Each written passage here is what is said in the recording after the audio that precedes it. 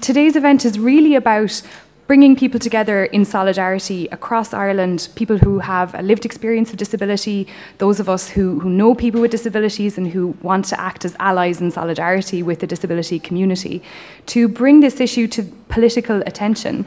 There are over 600,000 people with disabilities living in Ireland, so it's a sizable minority, but yet it is one of the groups that is least visible, I guess, in the political space, and that's something that today we're trying to change, and it's also something that Disable Inequality as a campaign is trying to change.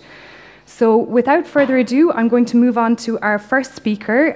We have a session of individual speakers first, then we're going to have a musical performance from Music Together, and then at the end we're going to have a panel discussion with an open Q&A from the floor. So, our first speaker this morning is Elaine Howley, who is a board member of the Disability Federation of Ireland and is the CEO of NCBI Services. Over to you, Elaine.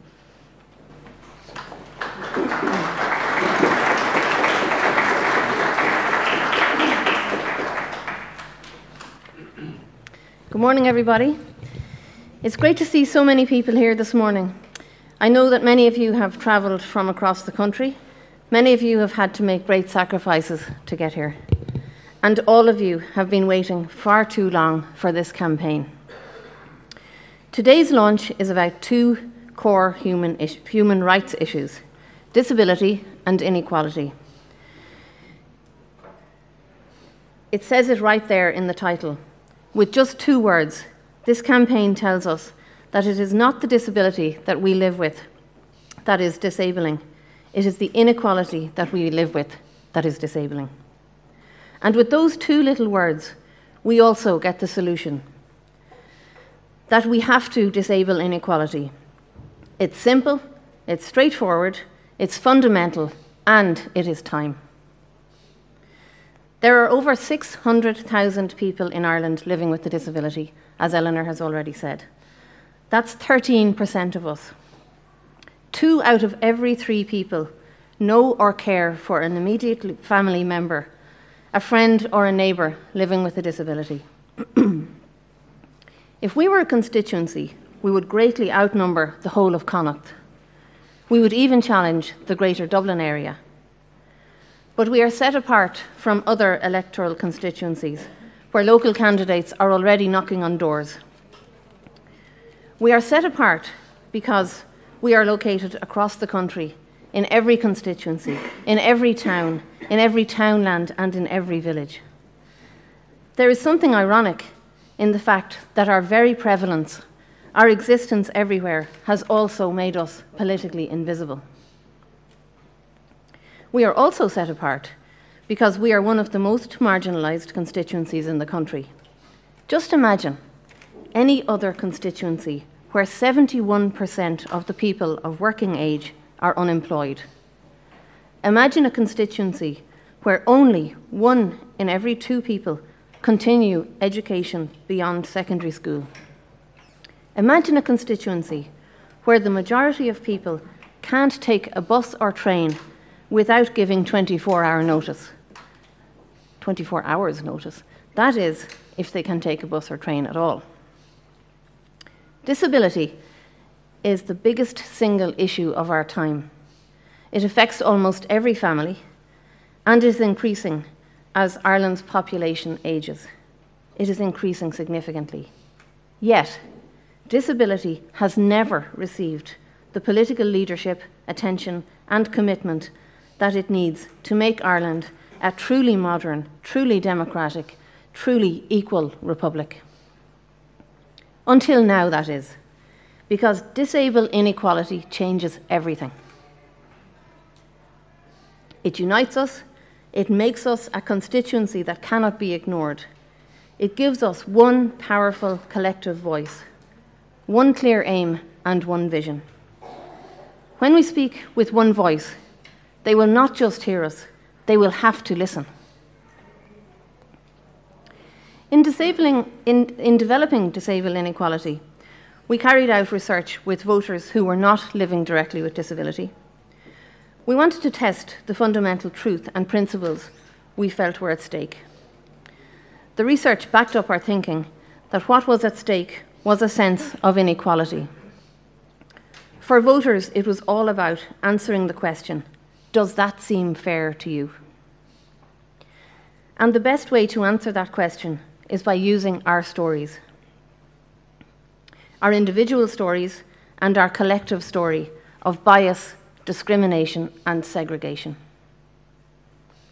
I am a member of the board of the Disability Federation of Ireland, and I'm also CEO of NCBI Services. Let me just share with you some of the issues that I and the people with whom I work have to deal with every day. I'm fortunate because I live in an area with a public transport service.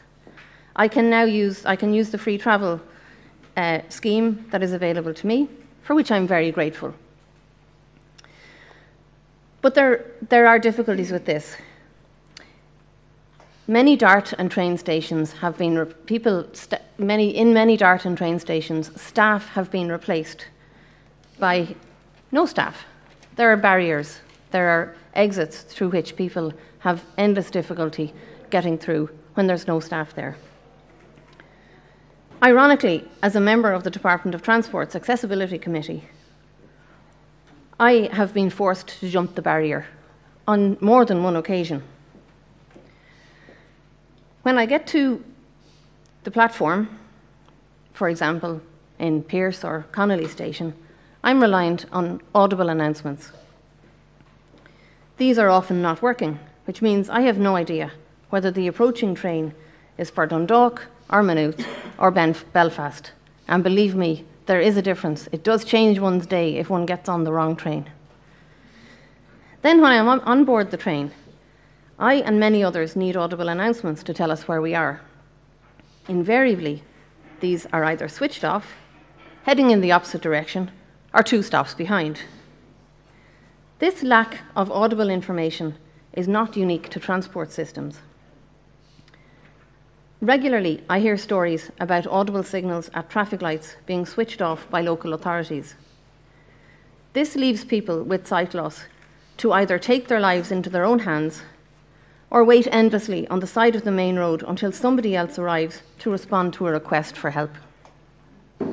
Imagine the uproar on the Joe Duffy show if this situation was to be faced by the general public every day. Perhaps the biggest issue is that these access systems are often installed at great public expense, but they are switched off. Or when they are in disrepair, they're not repaired.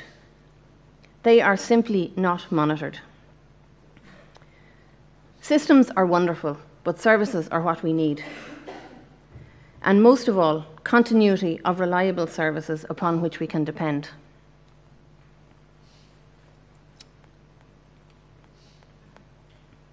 At a most basic level of access, magnification aids and technical aids are no longer being funded in many areas by the medical card system or the HSE. The daily reality for people who can't afford what they need is isolation, lack of access to basic information, loneliness, discrimination based on where people live, and segregation. But the next government can change this. It can demonstrate its ambition and its commitment to the people with whom we work, to me and to you, by ensuring that the following 3 priorities are in the new programme for government. So what would that mean?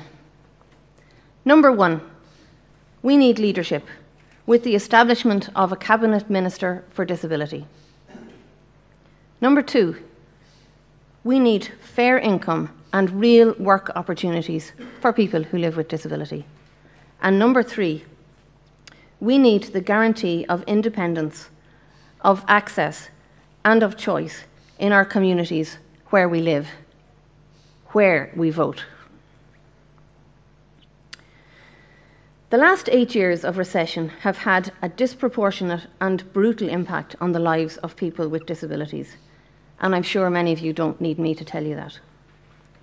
Disable inequality in election 2016 gives us an opportunity to change this, to change futures, to come together from the ground up and to end discrimination. I urge you all to get actively involved in this campaign. So what can you do? 3 things. You can tell your story, you can contact your candidates, and thirdly, you can vote to end discrimination and ask others to do the same by voting for candidates who will put disability first. Disable Inequality is telling candidates in every constituency that we are here to stay, that we are not invisible, that we have a story to tell, and that we have one strong, united voice. One story at a time, we are making equality a defining issue in election 2016. One vote at a time, we will disable inequality.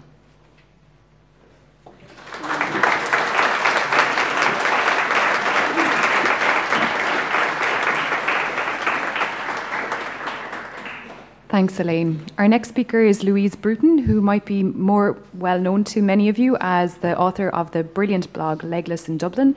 Louise is an avid tweeter and a pop fan and a music journalist, but she also writes about access and living in a wheelchair in Dublin. So I'm just going to get a mic from over here for Louise.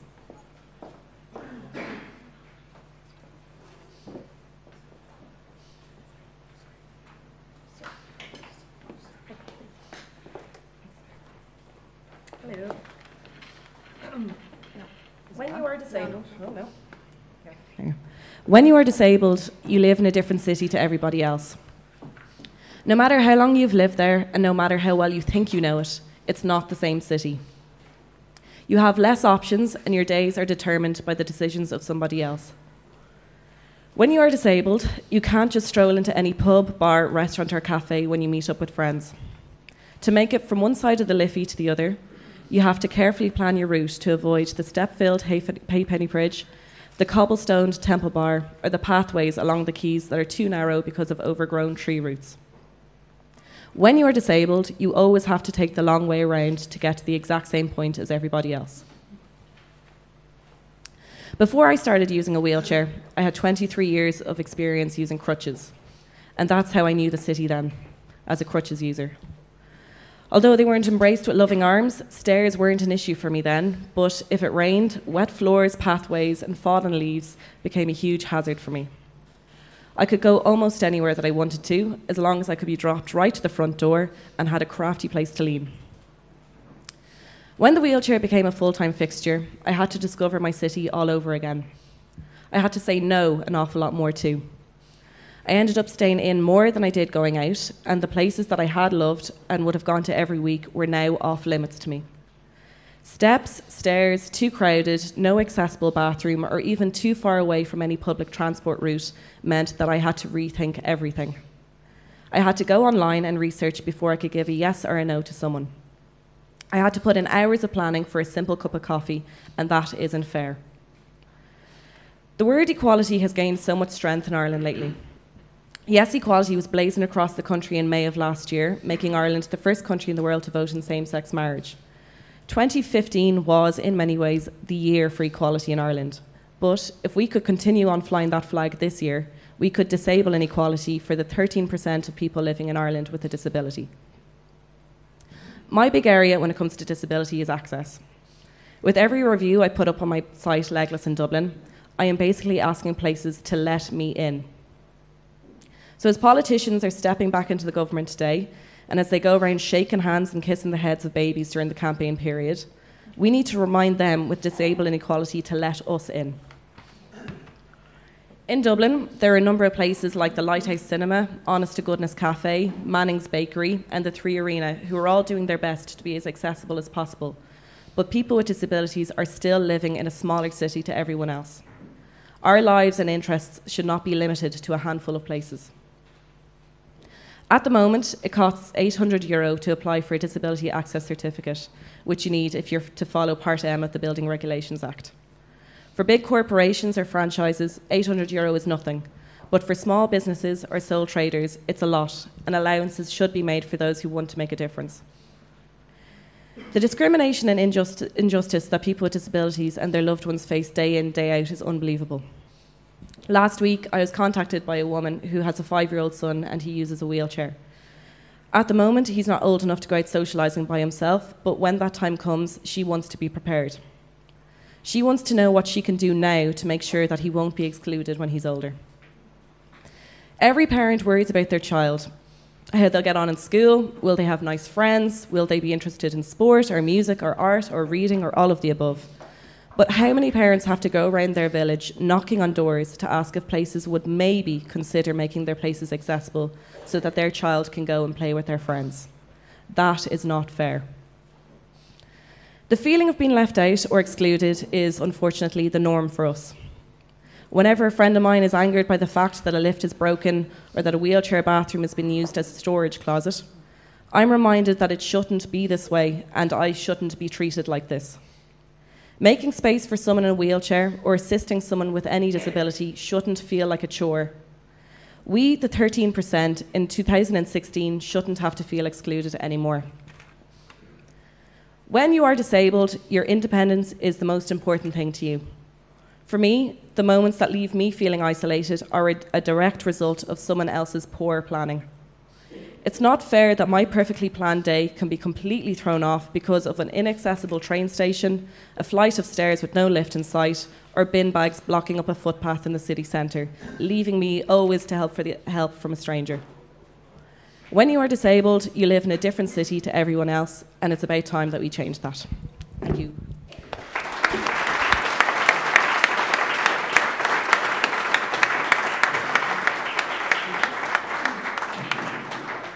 Our next speaker is Tom Clonan. Tom is a retired army officer with experience of conflict in Ireland, the former Yugoslavia and the Middle East, and he writes on international terrorism and security for the Irish Times.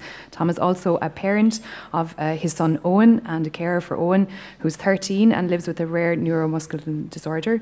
And Tom is an independent candidate running for the Seanad. Over to you.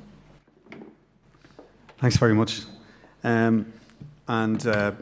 It's great to be here in the Atrium in Trinity. I'm running as an independent candidate for the Senate on the Trinity panel, and I promise I won't turn this into a political broadcast.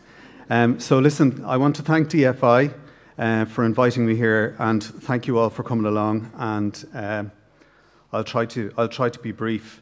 It's 2016. It's finally arrived, 100 years after the rising down on O'Connell Street. And what kind of a republic do we have? Well, someone says it's the best little country in the world to do business in. But as you know, and as I know, Ireland is one of the worst countries in the developed world to be disabled, to be vulnerable, to be homeless, to be an elderly patient on a trolley. So we really need to fundamentally reboot Ireland and disable inequality. And it's not an issue that confronts carers like myself, people with disabilities. It's a societal issue.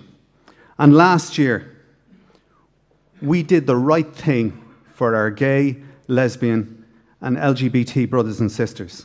We voted yes for marriage equality, not to do them a favour, not because we felt sorry for them, but because it's a fundamental human right, and we needed to empower them. And this year, that's what we have to do for our disabled brothers and sisters, people who are different through no choice of their own.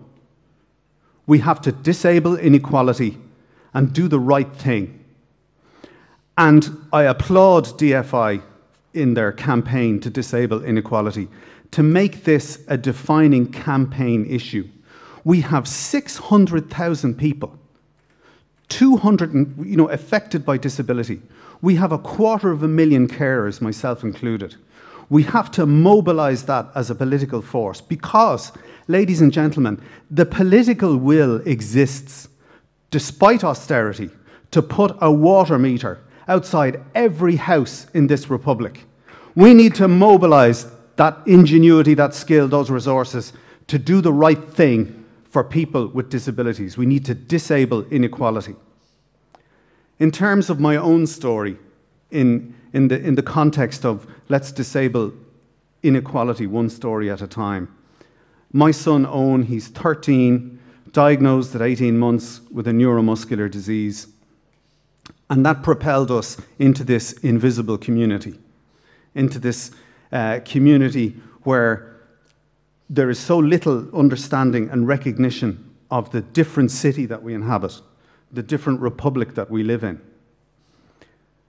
Owen attends secondary school now, and recently, and such a struggle to get him into second level through primary school, to the fight for special needs assistance, the fight for access. He's a wheelchair user, he's partially sighted, he's a constellation of challenges, but he's a beautiful young man, and he wants to be an active and fully participative citizen in this republic. And in September, I was asked by an assistive technology provider, look, we can't give you all of the curriculum, so pick 3 subjects from the curriculum that you think are the most important, and we'll give you those. No, I was enraged. Imagine if my son was black, or if he was gay, or if he was a Muslim. Would you make a child make that choice on that basis? But because he has a disability, he is routinely and casually discriminated against. And Owen always says to me, it's okay, Dad, don't get angry. But I am angry. I'm absolutely enraged by this casual, routine discrimination. As a Dubliner myself, and everybody here in the room, you'll be aware that the Natural History Museum, not far from here, it's a rite of passage for most Dublin kids and kids from all around the country. The Dead Animal Museum, as we call it in Dublin. And I bring my 4 children there. And Owen wanted to go upstairs to see the wolves, the primates, and there is no lift in the Natural History Museum. So I had to carry Owen up the stairs. I had to put the brakes on his wheelchair at the bottom of the curving stone staircase. I had to lift him up in my arms, carry him up the stone staircase, and when I got to the top, I had to lie him down on the floor, my precious boy, down there in the dirt and the dust on the floor, people looking at me, taking photographs with their cell phones.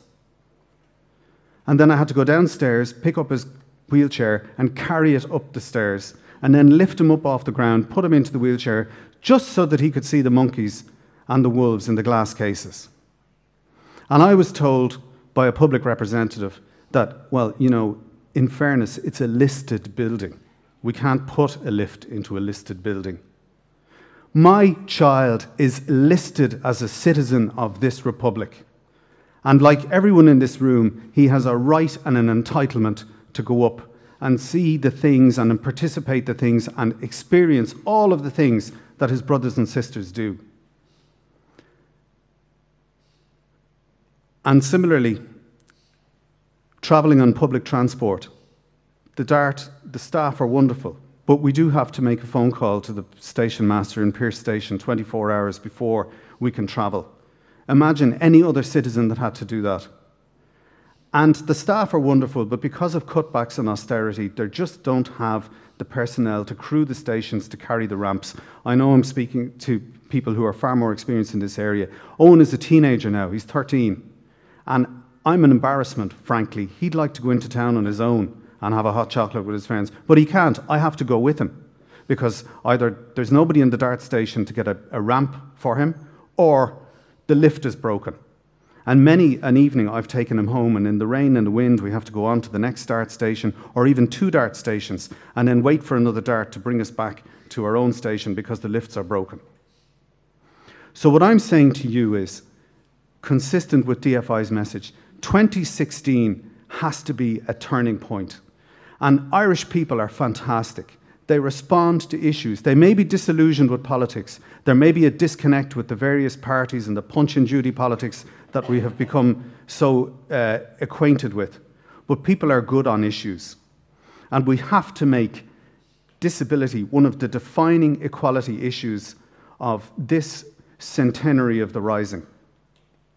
And I would ask you, in this community, you know, let's start by using this community, harnessing its power to put pressure on our elected representatives to make these issues a defining election issue. And I would ask all of you, if you have any family member or friend, or if somebody on your street is a Trinity graduate, tell them about my campaign. I am motivated solely as a parent of a child with disabilities to get into Leinster House and start taking names and kicking ass. I'm sorry to use that language, but that's what we really need to do. We've got to create the political will. We have to create an Ireland where it would be completely unacceptable to say to a child in a wheelchair, you can only access this amount of the curriculum. That's what we have to do. 2016 will be a turning point. I would ask you to spread the word about my campaign, and please support DFI. All of the journalists here, please spread the word in relation to transforming the narrative around inequality. Let's disable inequality. Thank you.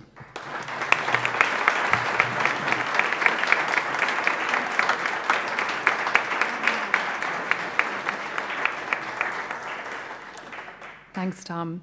Our next speaker is Ellen Keane. Ellen was Ireland's youngest athlete when she performed in the Beijing Paralympic Games at the age of 13. She's currently preparing for Rio, and she's also just finished her exams in DIT. So welcome, Ellen.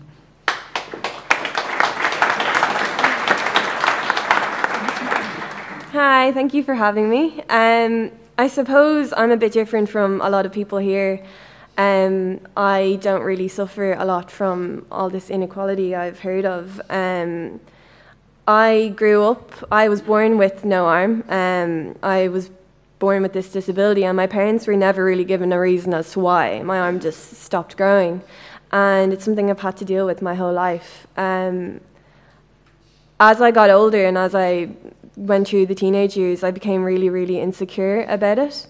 I would wear my sleeve down all the time. I would try to fit in. I felt a need to be normal, and the more I did that, the more paranoid I became. Schools were the worst, big groups, because people just weren't used to it. People only, when they thought of disabilities, they'd think of people in wheelchairs, people with sight loss or hearing loss, and I suppose I was more of a minority. And the only place that I fully felt comfortable was in the pool. Swimming kind of made me comfortable in my own skin, and it was the only place I couldn't hide, because all I had was my swimsuit, my hat, and my goggles. And as I got more and more involved in the sport, I got to represent my country all over the world, and I got to meet great people with the same disability as myself, all with one arm. And I think that gave me made me more comfortable and gave me a lot more courage to go out with no sleeves on. And the more I went out with no sleeves on, the less paranoid I became, because people were just so much more acceptance. And I think young people of today are very acceptance to disability. And I think people with disability themselves, they need to just go out there and show themselves and be like, this is who I am, to be able to gain that self-esteem. It made me really, really sad. Recently I met a little girl, she was 4 years old, and her mom told me that she goes around with her sleeve down because she's so insecure and she just wants to be normal, she just wants to fit in. And I think we need to educate Ireland on the other types of disabilities that there are. There are people out there with these problems, and they just want to feel normal, and they don't want to be stared at, they don't want to be whispered behind their back. And I think that's the one thing I became so paranoid about. The most inequality thing I think I've ever experienced is when I was buying a car. Being right-handed and only having a right hand, I have to drive an automatic. I don't have a choice. So automatically that is double the price of a normal car. I need adaptions to my wheel, I need adaptions to my handbrake. And people with these needs for their car, they are entitled to the primary medical cert, which gives you tax off to be able to afford your car, to be able to afford all these adaptions.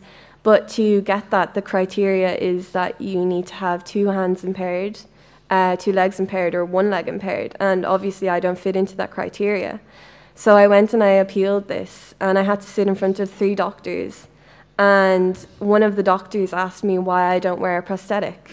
And I told them I just wasn't comfortable in it. It wasn't part of me. I feel comfortable in my own skin. And he said, well, why not? You'd look so much better with a prosthetic on and no one would know that you had one arm. And I was rejected this. So on a daily basis, if I go into a shop and I have a trolley load of food, trying to control that to the car is very difficult, or parking in a tight car park space and trying to get out without hitting the other car is something I'd struggle with. And it's just these little things that they're only little, but they do have a great impact on my life. And I think if a politician were to try change something, particularly for me, I'd ask them to look at the criteria for the primary medical cert and update it, because there are people out there who need this, and I'm one of them. Thank you for having me.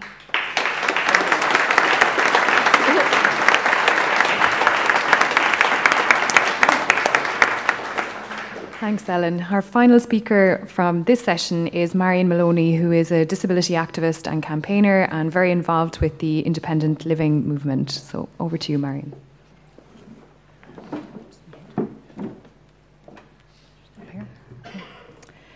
Hi, everybody. Oops, microphone is here. Okay. Now, just 1 second until I get this guy sitting down. Oh, and you stay there. Yeah. So one rule is, please do not distract my guide dog while he's sitting there. I hope everybody can hear me okay. It's an honour and a privilege to be here to speak at this morning. When I got the call yesterday, I thought, oh, mother of God, what am I going to say? I've no speech ready. I've no PowerPoint presentation, so whatever comes out, comes out. I've been so impressed listening to the speakers before me, and I was trying to take my notes in my head and try and be able to link in with things that has gone before me.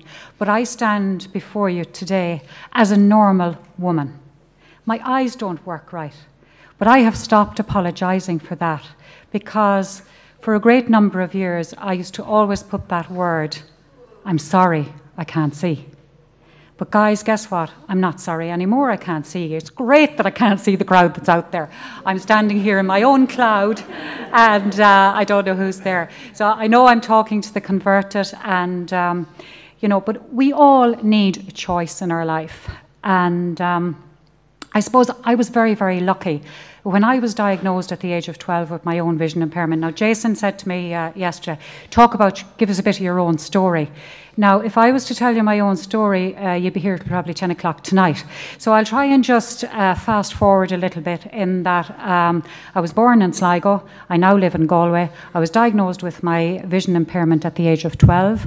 The ophthalmologist turned around to my mother, who was shortly before that made a widow with 3 young children, so she had a lot to cope with, and she didn't want to hear, your daughter's gone blind.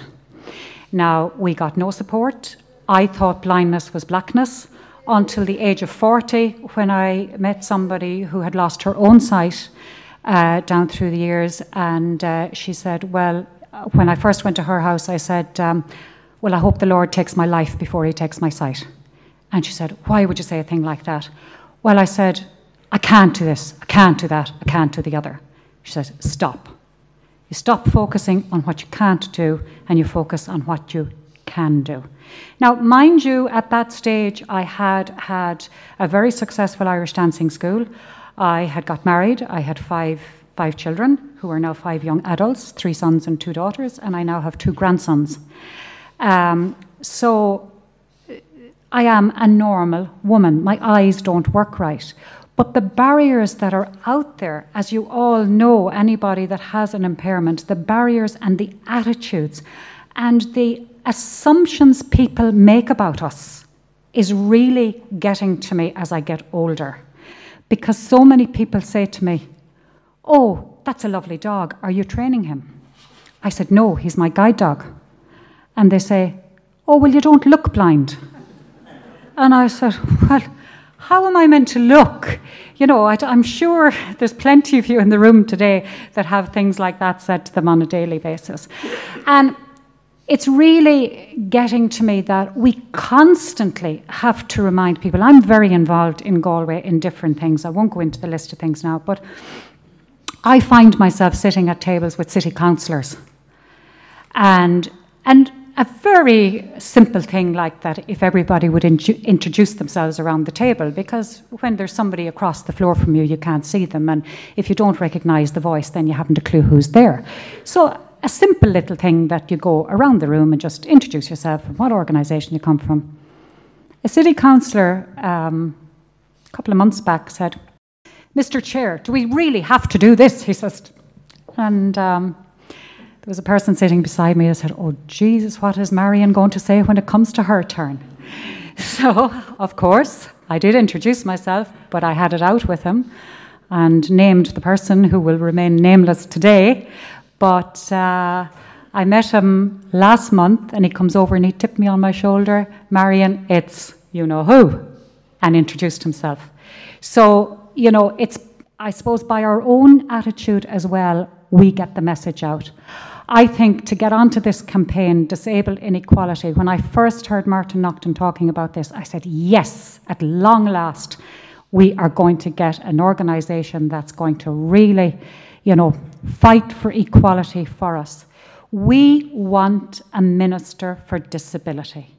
Disability is not going away. There is no cure. I'm sure there's quite a lot of people. I'll just speak about myself. I know that I was brought to Lourdes years and years ago, brought several times. Every time I went to Lourdes, I said, "Come on now, will you give me a bit of sight now this time? Maybe I'll see a bit more when I go home," kind of thing, But I realised after maybe third or fourth time there, well, I may not get a little bit more sight, but by God, do I have vision. My vision for Ireland and my vision for this campaign is that we will mobilise people with disabilities right around this country. Can you imagine if we all stand shoulder to shoulder and get out there and cast our vote and get our candidates to make our polling booths accessible for us that we can get in? Mind you, they won't have the technology for me to cast my vote, but I have no problem going into the returning officer and saying, "Can I have assistance? Will you fill this up for me?" I've done it before. I've always cast my vote, and Yaz will be with me. But I think for us to get, people have mentioned the campaign last year, which was absolutely fantastic. And exactly what that man said, we don't want people to feel sorry for us. And we don't want charity. We want our rights. We want our human rights. We are citizens of this country. We have a vote to cast. We have plenty of friends and relations that we can get on this Disable Inequality and get our minister. Some people would say, "Oh, well, sure, if you have a minister for disability, wouldn't you want a minister for older people? And you want a minister for this, that, and the other?" Well, my answer to them is, we need a designated minister for disability, because our needs are across the board in every single department, and there is no coordination that I know of going on at the moment. We need for our young people, and I was delighted to hear that gentleman talking about his son, because that's the reason I'm involved in the disability sector. It's the reason I've always been, as a mother of 5 beautiful children. Thank God their sight is brilliant. If down the road that they have children, they may have vision impairment. We don't know. I have 2 grandsons. There's a great check being kept on them. One little boy is wearing glasses at the minute just for a little problem. But the awareness that child has in relation to Nana's eyes don't work right. I mean, if I told you all the stories I have about him, we'd be here all day and all night. But if we get and raise that awareness and teach young children about the difference in people, I think we'll go a long, long way, and we'll have a new Ireland and new people. So we need to educate our young people so that we won't, hopefully, in another 100 years be having this. I know there's a lot of us in the room probably won't even be around in another 100 years, but sure, we're living longer anyway, you never know. I told them to make sure and tell me when to shut up, so I don't know who's going to give me a tip on the shoulder here. So listen, what I want you all to do is go back to your own constituency, get to know your candidates, and disable inequality. Thank you.